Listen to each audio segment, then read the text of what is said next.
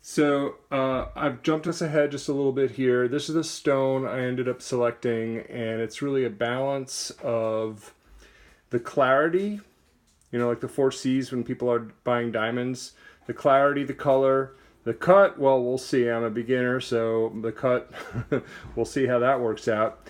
Clarity, color, carat obviously is going to be pretty big, but a lot of the color I think you can see even in this light without the oil on it, I've washed it, is more concentrated on this side.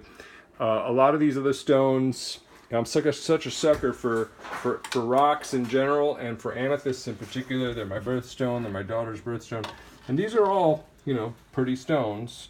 But in addition to being pretty, I want it to be relatively easy to work with and that I can get a pretty good yield. I'm trying to practice getting more yield, meaning that I will destroy and waste less of the stone rather than more. If it were a more expensive stone, that would be a more critical thing.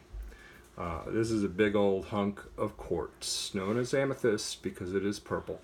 And you can see there's just a little bit of, I haven't seen this before, it's probably common enough, a little bit of iron oxide deposit. That characteristic red is what I assume that is. We're gonna scrape all that off. We're gonna be grinding all that off. And I think you'll be surprised if you haven't seen this process, what a small stone we're gonna get out of this. Rule of thumb is about 20% of the weight of this stone. I don't even have a scale yet. I don't know how many carats this is. It's big. You know, a diamond like this would be worth millions of dollars, I guess. So what I'm going to do now is I've got water in this tank that's attached to the machine with just a drop of soap in it, which I guess must lower the surface tension so we get less of a hydroplaning effect. And I'm not going to do much of this on camera because I can't really hold the camera and do this at the same time without risking the stone and my fingers and so forth. But I'll just start getting it set up, and then I'll take a break from videoing this.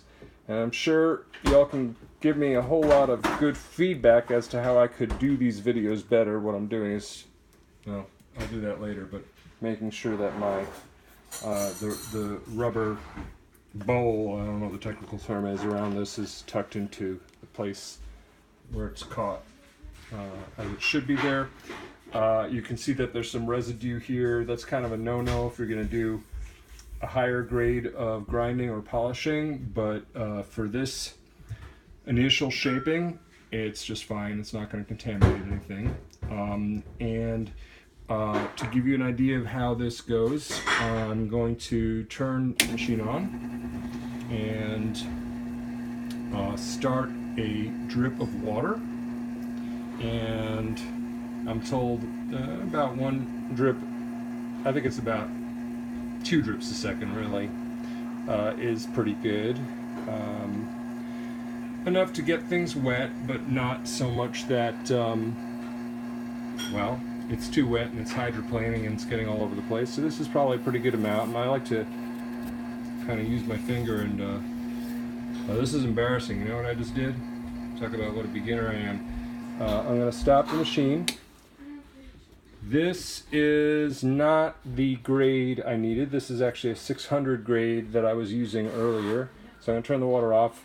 I'm going to stop the camera in a second, get the proper grade on, and show you a little bit of the grinding in a couple stages, and we'll take it from there. So, back in a minute.